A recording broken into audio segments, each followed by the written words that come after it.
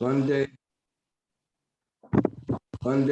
Shri Guru Shri Kamalam Shri Gurum Vaishnavam Shri Rupam Sarkritatam Sahagana Raghunatham Tam Sajivam Sadvaitam Savadutam Parijana Sayatam Shri Krishna Chaitanya Devam Shri Radha Krishna Padam Lalita Shri Vishakam Vitam Shra Om Gyanatamandasya Kirangana Shalakaya Chakshuramanitam Jena Tasmai Shri Gurave Namah Hey Krishna Karuna Sindhu Dinabandhu Jagatte Gopesha Gopika Kanta Radha Kanta Namaste Kapha Kanchana Gaurange Radhe Vrindavaneshwari Vrishabhanu Sukadevi Radhe Hari Kriye Jaya Shri Krishna Chaitanya Prabhu Nityananda Shri Advaita Gadadhar Shri Vasari Shri Gaur Bhakta Vrinda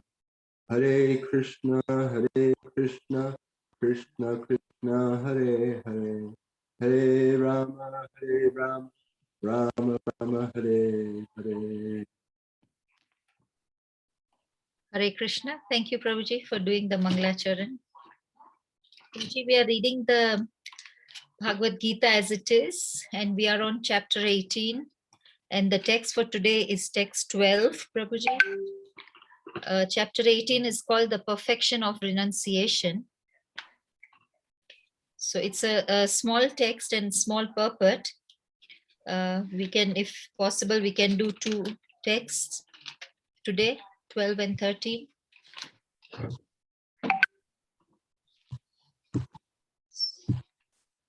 Okay, we can start with text 12. I can read the Sanskrit and word-to-word translation and purport of text 12. All right. I want to wait for devotees to come. That's why we can spend time into the translation and purport as well. Anishtam ishtam mishram cha trividam karma na phalam bhagavati atyagininam pretya natu sanyasinam kvachit. Anishtam, leading to hell. Ishtam, leading to heaven. Mishram, mixed. Cha, and. Trividham, of three kinds. Karmanaha, of work. Phalam, the result. Bhavati, comes. Atyagina, for those who are not renounced. Pretya, after death. Na, not. To, but. Sansyashinam, for the renounced order. Kvachit, at any time. Translation and purport by Srila Prabhupada. Srila Prabhupada ki jai. Yeah. For one who is not renounced, the threefold fruits of action, desirable, undesirable, and mixed, occur after death. For those who are in the renounced order of life, have no such results to suffer or enjoy. Purport. A person in Krishna consciousness, acting in knowledge of his relationship with Krishna, is always liberated. Therefore, he does not have to enjoy or suffer the results of his acts after death. Hare Krishna. Hare Krishna Path Prabhuji, Danvat Pranam. Please accept my humble obeisances. Hare Krishna Mataji. Hare Krishna. Hare Krishna Prabhuji, please accept our humble obeisances. Hare Krishna. Yes, Prabhuji. Hare. Today people are joining in a little late. I think they have gone for book distribution. I missed my book distribution today. Path Prabhuji went for book distribution. It was good. Yeah, it was good. We are the same place. Many people, we distribute many people. Yes. That's doing kirtan and sometimes distribution. Yes. Yeah, I missed it, Prabhuji, due to some reason. But yes, okay, no problem. Yeah. And then I think tomorrow is Govinda Prabhuji's wedding. So most of the devotees have traveled to Nairobi. So Yes. that's why there's a less attendance. Less But- attendance here. It's Okay, okay. No. Prabhuji, can we read text 13 as well? So that then we can hand over to you for both the text 12 and 13. Yes. Okay, I'll read the text 13 as well. Oh, Arya Govinda Das Prabhuji, Hare Krishna Prabhuji, Dandavat Pranam. Hare Krishna Mataji, Dandavat Pranam. Prabhuji, do you have the Bhagavad Gita with you, Prabhuji? Yes, I have. In fact, I have that Veda base. I'm just opening, Mataji. Okay. So Uh, we just read text 12 of chapter 18. So chapter Okay. 18. And now we want to read the text 13. Okay, I've just Okay. opened it. Shall I read the shloka? Yeah, shloka, word to word translation. And if you can, the purport. Otherwise, I can help you with the purport. No problem. I'll read. Thank you, Mataji. Hare Krishna. Hare Krishna.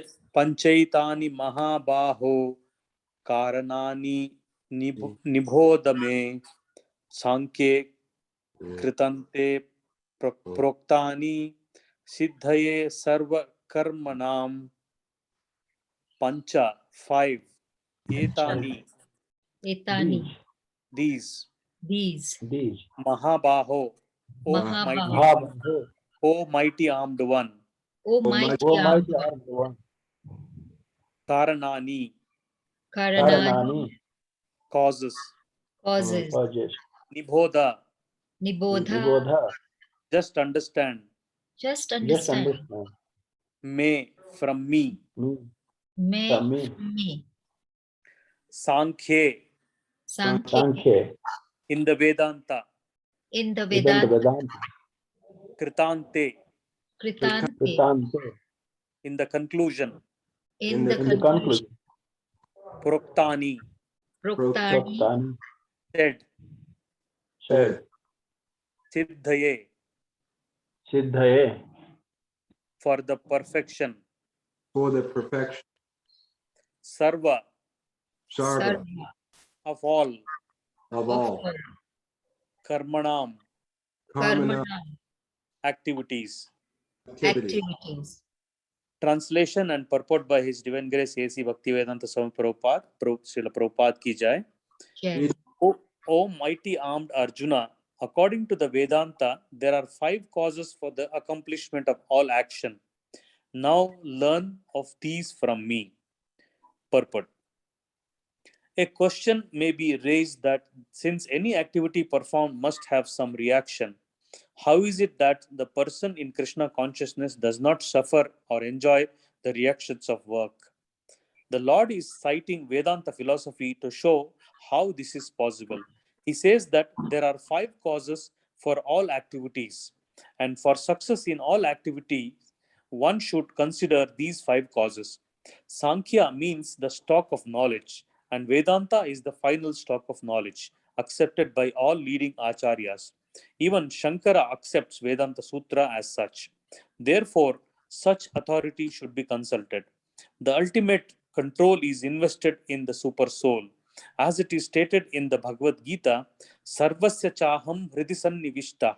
He is engaging everyone in certain activities by reminding him of his past actions, and Krishna conscious acts done under his direction from within yield no reaction, either in this life or in the life after death. Hare Krishna. Thank you, Mataji. Thank you, Prabhu. Hare Krishna. We hand over to you, Prabhuji, now. Thank you.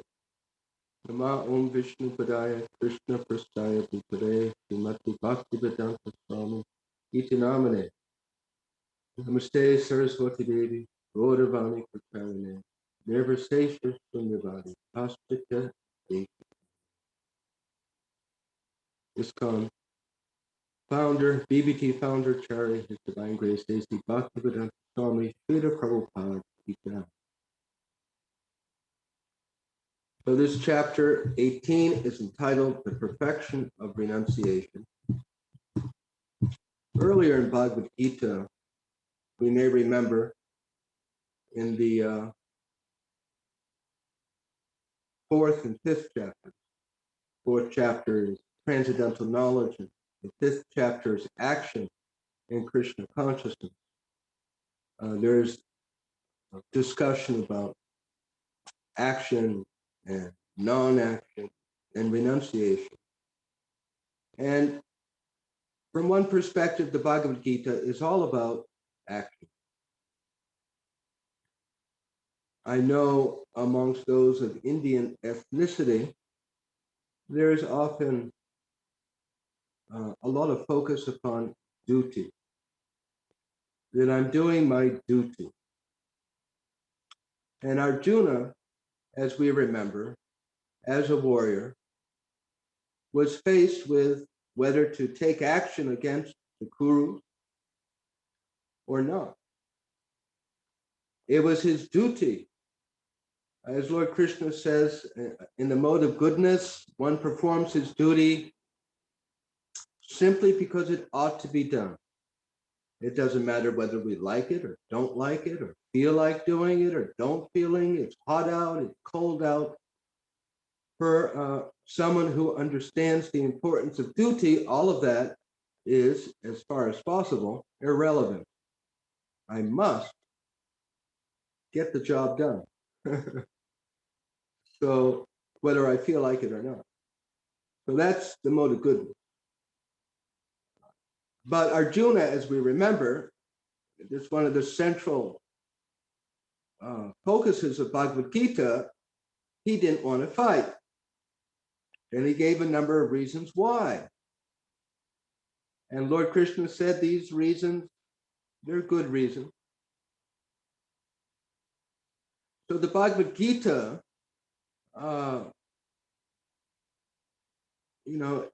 it is said, I don't remember the Sanskrit, but to take birth in India is the most fortunate thing, because there is at least the potential of hearing the science of Krishna consciousness, of how we are spiritual beings entangled in a cycle of birth and death. And from that perspective, what we do is very important. Of course, it might be said, even ordinarily, it's important what we do. As we discussed last week, if we're in college studying for some degree, it matters what we do. We can't be going to parties and becoming intoxicated very much. That won't help our goal. In this world, we know there are a class of people who are atheists. They don't accept an afterlife. And there are people who are theists and they accept an afterlife.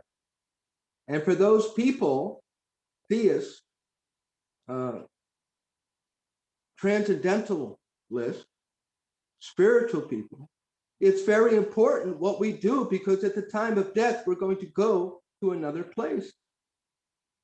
And we plan for here, we make plans for our education, we make plans for our occupation, we make plans for our travel, vacation.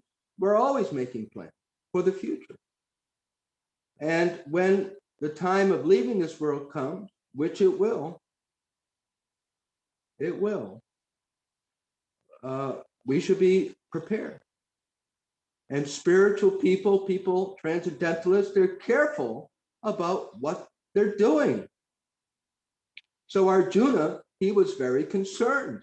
Am I going to be committing sin by killing the husbands of so many women, and the children will be not very well taken care of, and society will become disrupted, and I'm going to lose my relatives, and I'm not going to be happy doing it. And he was confused, right? And so in the first chapter, he puts his bow down and he has tears in his eyes. He says, Lord Krishna, I don't know what to do. I don't know whether I should go left or go right. Just like us. This job, that job, this marital partner, that marital partner.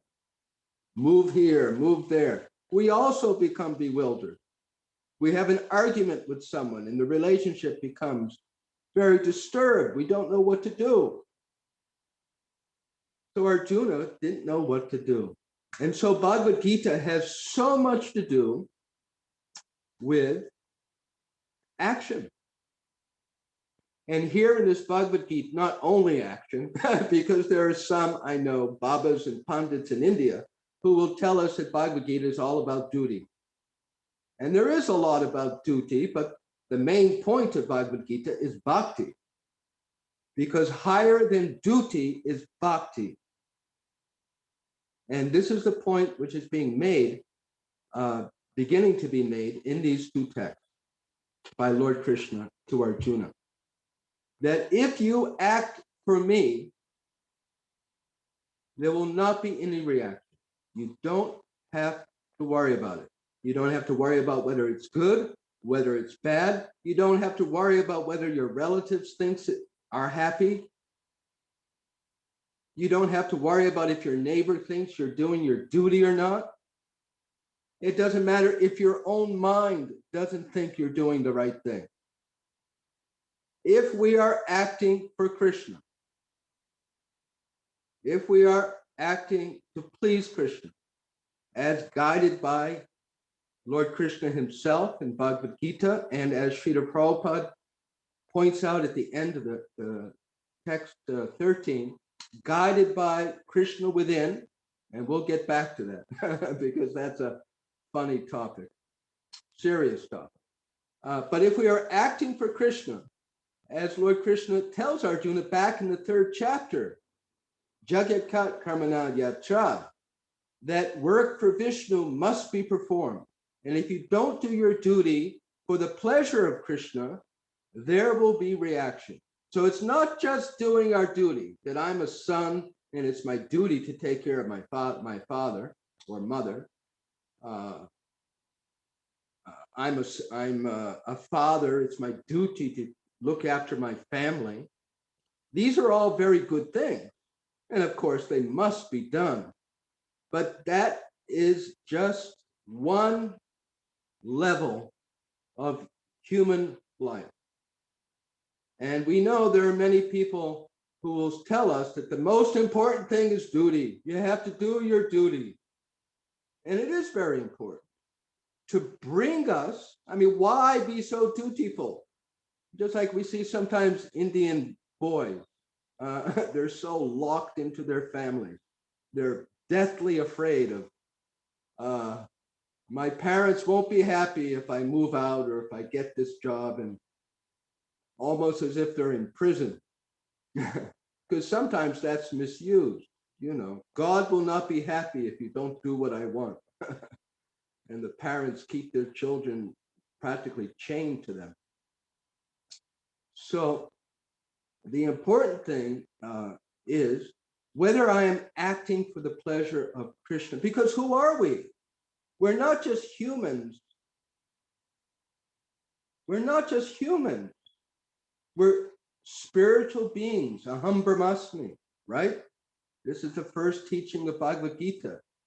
Na jayate, na mrite, va karachin, na hanyate hanyamane sharirare. There's no birth, we don't have death, we were never born, we're eternal. Ajo, shashvata, yam purano. We are not these bodies. We are traveling through this life with a particular vehicle, this yantra. The body is called yantra. And we all have different vehicles, and they're very temporary. Whether it's 70 years or 80 years or tomorrow, we're going to leave this car. So duty, just being a good person, that's not enough.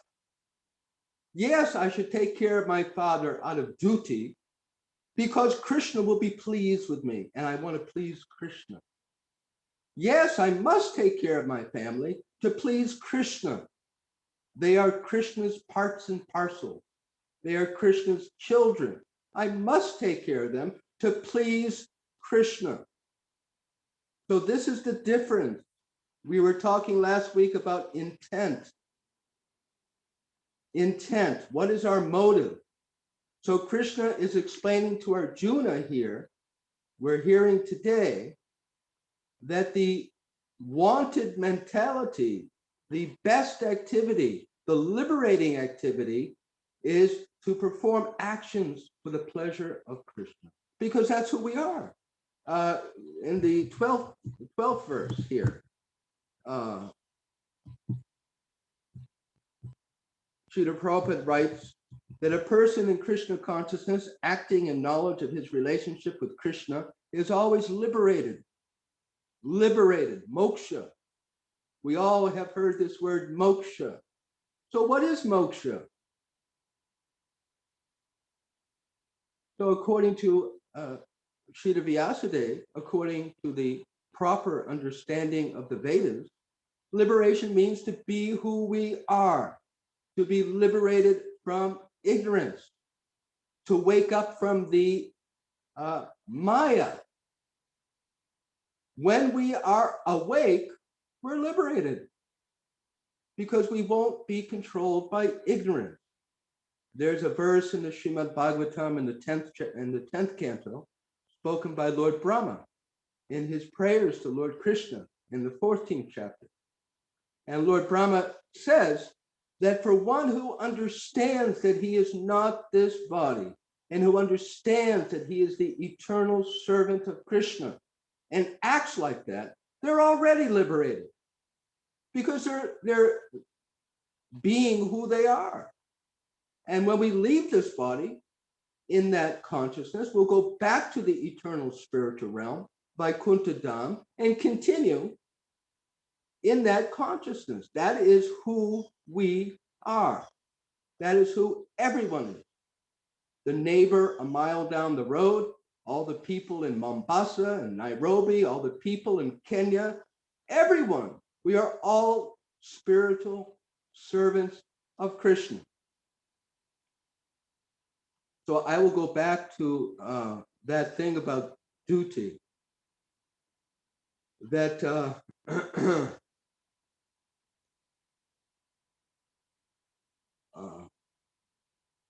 whether something is good or bad.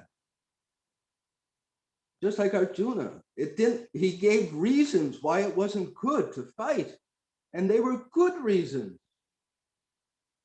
But at the end of the day, what did Lord Krishna say? He said, "You're talking like a person who's in ignorance." He said, what's wrong with you? What you're in Maya. Because the ultimate goodness is what pleases Krishna. So this can be, it often is a little difficult to digest sometimes. That whatever we do for Krishna, if we are doing it for Krishna's purposes, what are Krishna's purposes? As I understand it, there's two basic categories of serving Krishna. One is that we're striving for our own self-realization. We're striving to awaken our own devotion to Krishna. And the other category is that we are acting in Krishna's service to facilitate and to help others in their devotion to Krishna, whether it's our wife, our husband, our neighbors, the people of our country. Because Lord Krishna says, Parichanaya sadanam vanashyam chatuskutam dharma samsthapanatya sambhavami yuge yuge. To serve Krishna means to teach Krishna consciousness and to look after our own sadhana and puja, those two things. So whatever we do, it should be to these two categories. And it doesn't matter what we do. If it will help us to do our puja and to chant our japa, to sleep 9 hours, then we should sleep 9 hours. And someone may say, well, that's not good. Well, I'm able to finish my japa. I'm able to do my puja. So we judge a thing by the result. I'm giving an example. Someone may say, oh, you eat so much, these big plates of food. Yes. And what do? I look after my sadhana. I look after my family's Krishna consciousness. I help the Hare Krishna movement. So for me, it's good because it helps my Krishna service. Should I have this job or should I take that job? That's a common question. So then we think about it. How is that going to impact my sadhana, my own Krishna consciousness? And how is that going to impact my helping the preaching of Krishna consciousness? If it helps, then I should take the job. And if it doesn't help, then I should not do it. Sometimes people say, well, should I try and make a lot of money? Yes, work hard. Think how you can make millions of rupees, millions of dollars. Be very successful businessman for Krishna. But what does that mean? That means I'll use the money to maintain my own Krishna consciousness, my family's Krishna consciousness, and to help educate other people in Krishna consciousness. So, this I think is a simple way to analyze a decision or to help someone else make a decision whether they should do it or not. Is it going to please Krishna? Is it going to, what does Krishna want? He wants me to be a devotee. He wants me to go back to Godhead. He wants my family to go back to the spiritual world. He wants everyone in Africa to go back to the spiritual world. So if my decision helps that, then it's the right decision. I remember long ago when I was out distributing books, and even now sometimes, we have to be careful. But sometimes we would show someone the book and say, if you had a choice between learning something about psychology or learning something about military activity, which would you choose? So what does that have to do with spiritual life? And they say, well, psychology. So, well, this Bhagavad Gita, it speaks so much about psychology. In this particular chapter, the 13th chapter, you'll find so many details about the mind and the psyche and everything. I think this would be a good book for you. So strictly speaking, being very technical, someone would say, well, you're not telling the truth. You're not telling them this is about devotion to Krishna. And, you're not telling them so many details. If someone was really, what they say, nitpicking about it. But if the person buys the book and we haven't misrepresented, we don't tell them it's all about how you can move your golf club and play golf better, then it's perfectly good. Whether something is good or bad is whether it's useful for Krishna's service. That doesn't mean that we can rob a bank. It means within the realm of ordinary legality,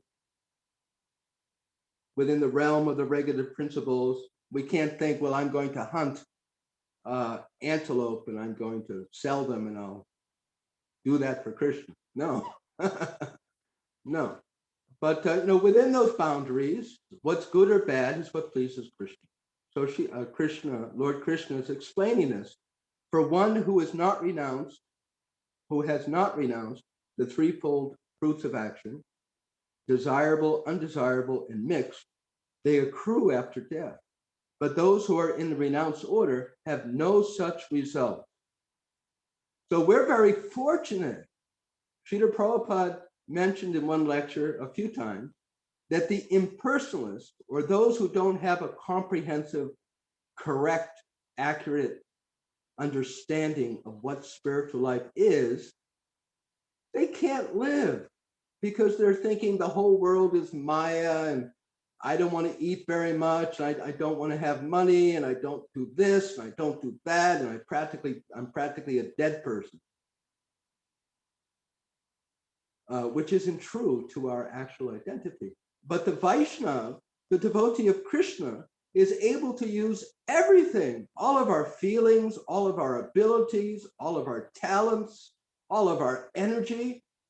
We can live in service to Krishna. So this is much more natural. So this mentality of acting for Krishna, obviously, it frees us from karma, because we're not thinking, I'm going to go to work, I'm going to make a lot of money, I'm going to get this car, I'm going to get this house just for me. I can't wait till I go on this vacation and I and my family enjoy it. So this is the karma mentality, that I am the first and immediate enjoyer. Now, does that mean we don't take vacation? Does that mean we don't buy a house? Yes, we do. But the primary motivation, my family, me, I need a place to live so I can do my japa, I can do my reading about Krishna, I can carry on my sadhana, my Krishna consciousness. And yes, I will appreciate having the house. I've been working and working for many months. It'd be nice to take a few days, a week, and take some vacation, and I'll become refreshed in my service to Krishna. So in this way, everything can be fitted in. Everything can be fitted in. If I don't spend enough time playing with my children and giving them my time, they'll grow up warped. That won't be helpful for their Krishna consciousness. So to please Krishna, I have to give some time. Sometimes there can be a very mistaken idea that it's Maya to spend time with our husband, spend time with our wife, spend time with our children. Let me just think about chanting all the time. No, the husband is alive. He exists. He has needs. He has emotional needs. He has physical needs. My wife, my children. But everything can be, can go on in the attitude that this will help all of us ultimately in our devotion to Krishna.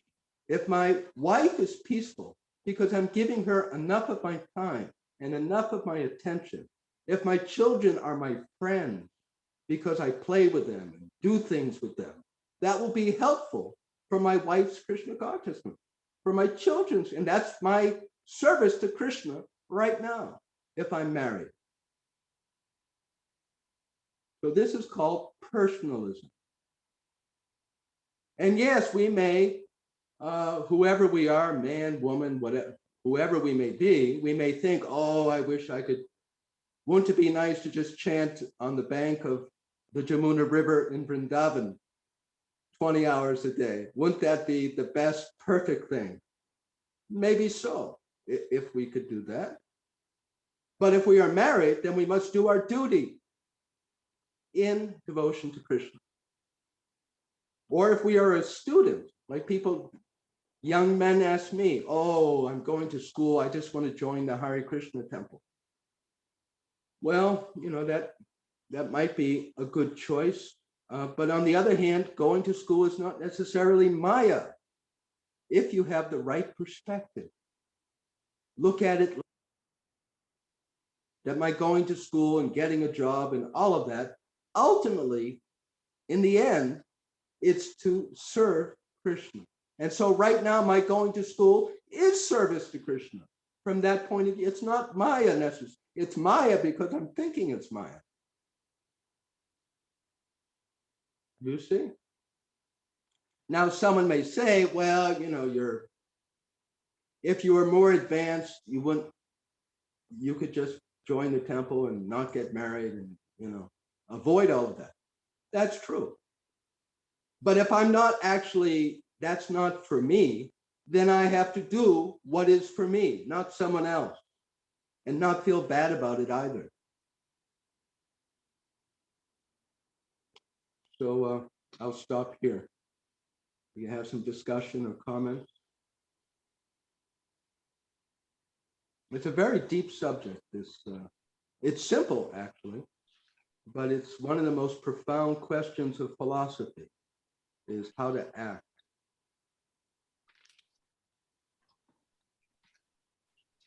Hare Krishna Prabhuji, thank you very much. We can open this for discussion. Are there any questions or comments?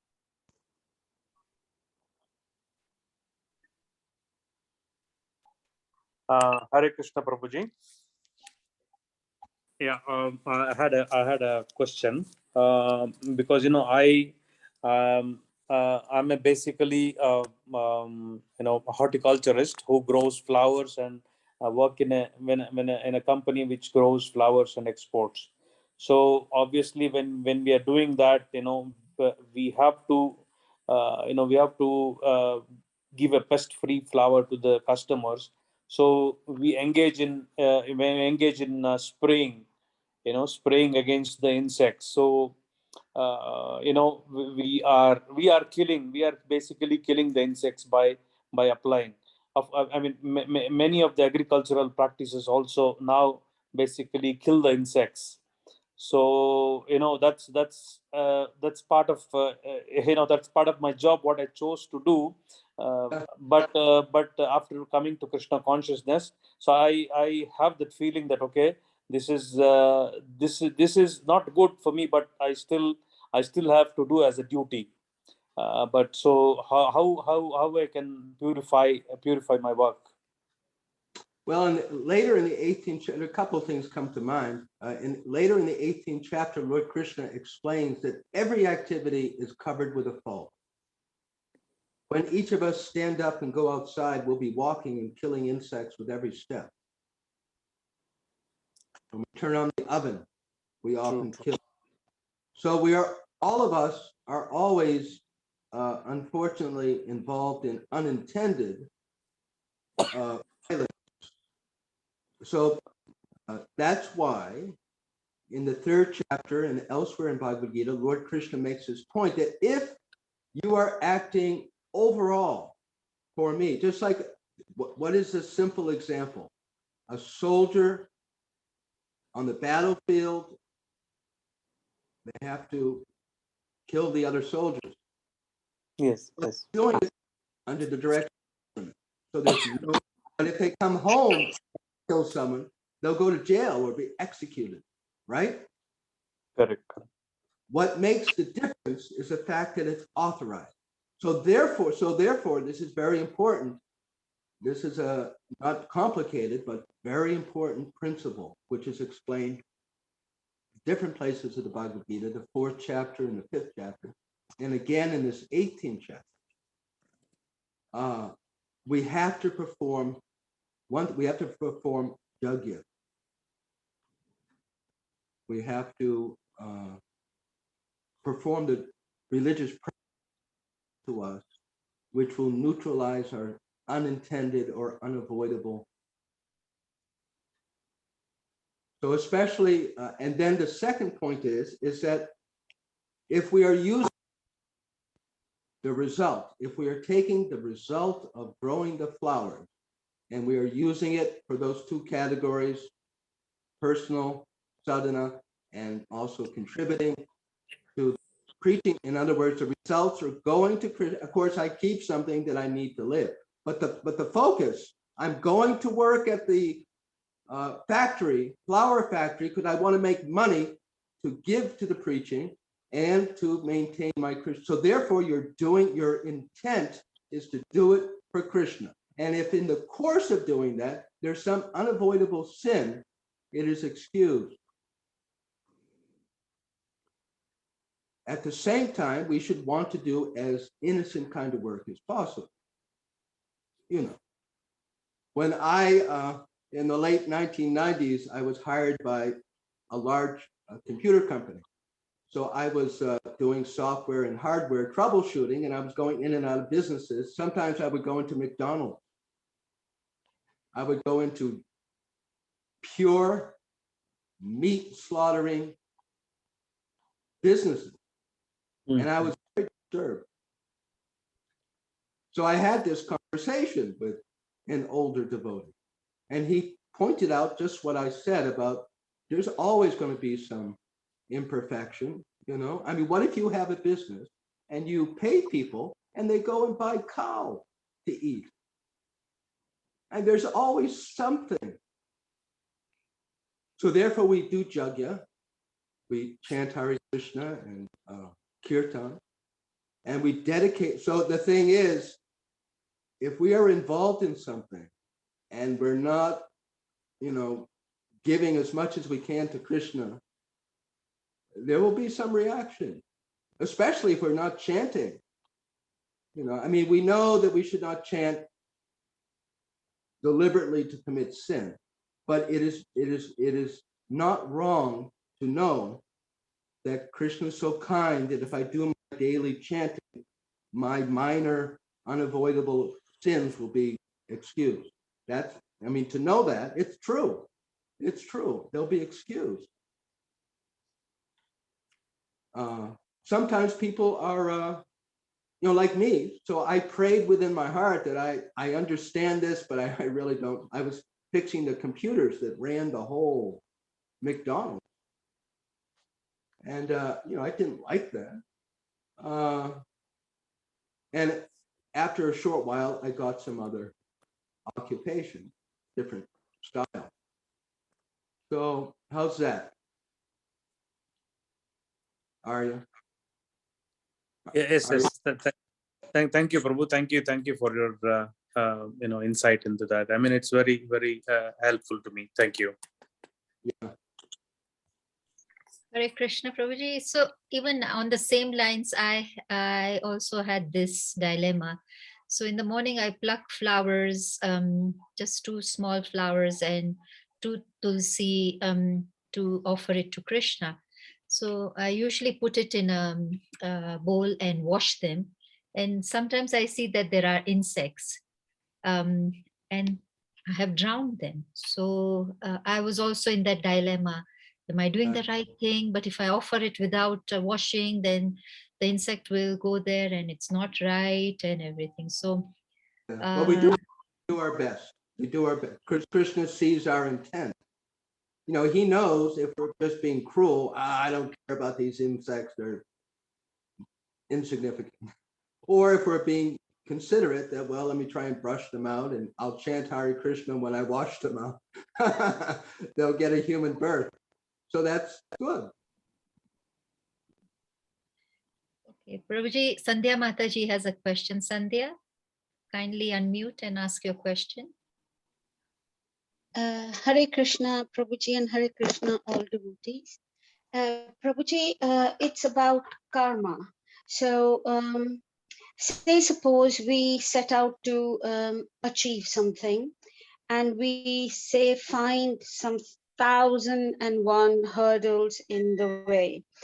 And maybe it's a big goal, and then at the point we may think probably Krishna doesn't want it, and we start getting certain in our heart that with each hurdle there are 10 more hurdles, and yet we kind of start getting this thing that probably it's not meant to be and Krishna doesn't want. But we want to be, but we really want that goal, so we keep working hard and we keep trying, even though it's like not worth it, but yet we keep putting that effort. At what point should we say, that's it, let's give up?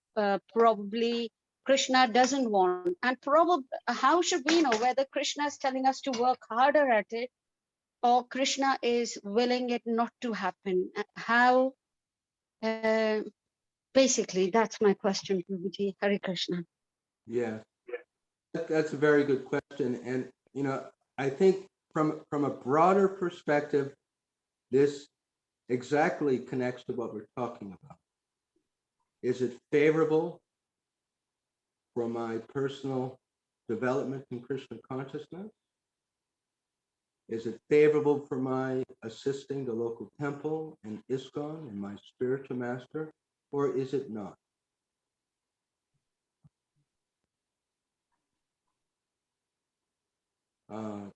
And it becomes very practical. I mean, if we're having a job to help maintain our family and we're trying to get a promotion within this particular company, and we've been trying for a long time, whether we should keep trying for that promotion. Does it help our Krishna consciousness or not? And is my mind peaceful? You know, how long should I keep trying to do something before I decide that Krishna, like what? Could you give me an example of that? Like suppose you're trying to start a business and 6 months goes by, a year goes by. It's not happening. Or you give an example. How much time? Prabhuji, so whom should we ask that, Prabhuji, that you give us time? Like we should put this proposal to ourselves, is it? Yeah, That and give it also a time. older devotees, ask their advice. You know, I've been trying to pursue this for however many months or years, and it's just not working out. And allow Krishna to speak through our spiritual master first and foremost, if we have one, or senior devotees, and allow Krishna to speak, because Krishna speaks through his devotees. Oh, that's what I wanted to get back to. You reminded me. Sometimes people say that God is guiding me. I don't, God tells me what to do. So that's true. But we understand that what Krishna wants is also there in the Bhagavad Gita or in the Bible. It's true that Krishna will give us intelligence how to pursue those two goals. But it should be confirmed in some way by the Guru and Shastra. Sometimes people use that as an excuse. Well, God is telling me what to do. They just do anything they want because they use that as a passport. So we're careful about it.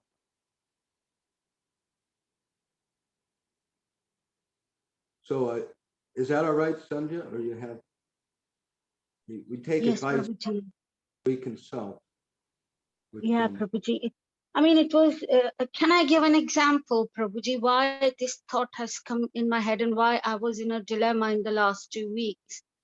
I mean, I wanted to go and see my mom in India because I'd not seen her for 2 years. And so much has happened in the world in this time.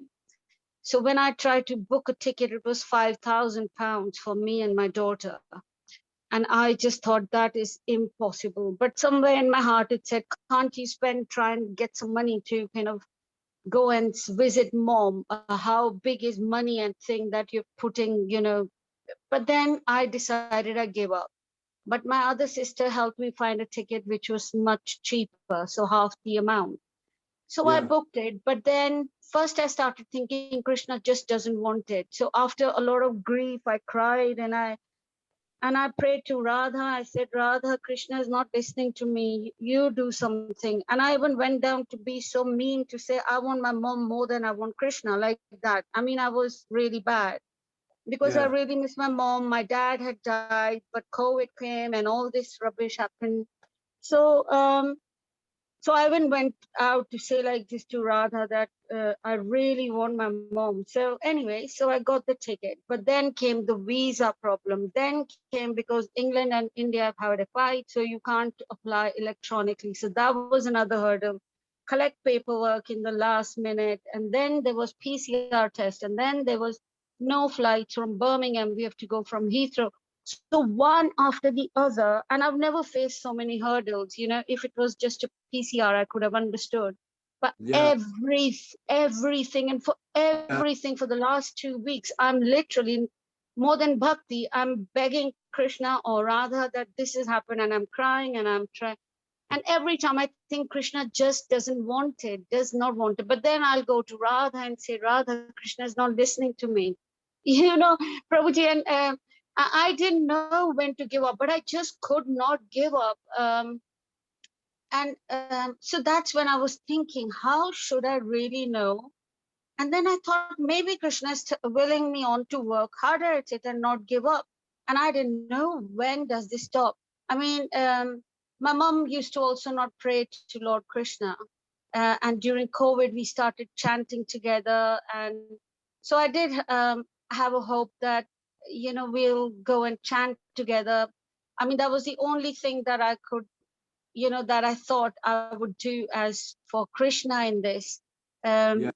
But other than that, it was my wish to see my mom. So it was all very selfish. Um, but then now I've kind of got an answer, Prabhuji, that you said that whenever we're in such a dilemma, of course, over here, there's a love for mom and always this worry, what if something happened? Could this be my last time or something? See, I mean, this was a different scenario, but if ever we are in a dilemma, you kind of, we can question ourselves, as you said, that how is it going to help in the path of Krishna consciousness? And would Krishna, if you were asking Krishna directly, would he say, yes, try and do this, or speak to devotees?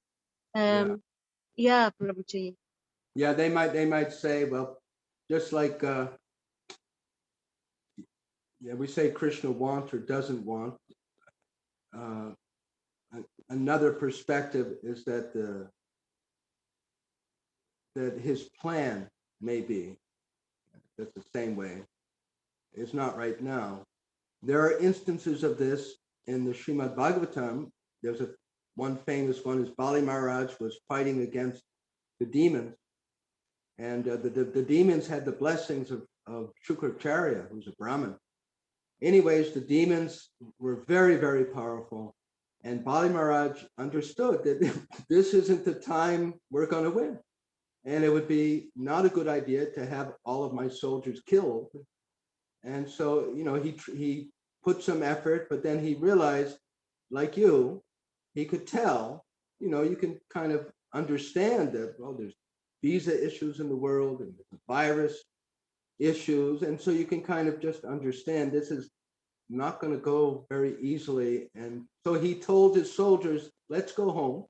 And it's not our time, but the time will come by the grace of God, and then we'll go. So sometimes we pull back from something, we consult with someone that, what do you think? Am I putting too much effort into it? For pursuing our Krishna consciousness or preaching, we should, I was going to say, never give up. Although suppose we go to open a temple in some part of Kenya and there's just no one coming for a year, we might think, let me try another town. But the principle is to be very determined. Our founder, Srila Prabhupada, was attempting to gather help to spread Krishna consciousness in India. Krishna just didn't let it happen. And he struggled for 40 years. I mean, there were some successes. He printed the Back to Godhead. There were some things going on, but it wasn't everything that his spiritual master had asked him. And so he came to America. So very persistent, never giving up, trying to serve Krishna. Now, whether we persist for 40 years to do something which is, mixed, partly for me and partly for Krishna, that's different. That's we may give up on that. I've been trying to get a job at this company for months. They won't hire me. My family doesn't have money to live. I have to get another, whatever the job is, I need to get work. So that these are practical decisions. How's that? Someone else have some comments? Prabhuji, it is brilliant. Thank you, Prabhuji. Thank you so much. Yes, brilliant. Thank you, Prabhuji. Thank you so much. And also giving the example of Bali Maharaj, that this may not be the last time. Krishna will make it easier when it's to happen. It will be smoother. Yeah. We will know when Krishna will want it, isn't it, Prabhuji? Yeah. Things generally when Krishna wants something, they flow. When I was a brahmachari, long time ago, and so I would travel 5 hours in a truck to get milk from the farm in America. And so, you know, you have to get the lorry and get the keys and get the money for the petrol. And a couple of times I gave up my japa to try and find the treasurer, and it was always a problem. So I thought, let me just depend on Krishna. I'm going to chant my japa.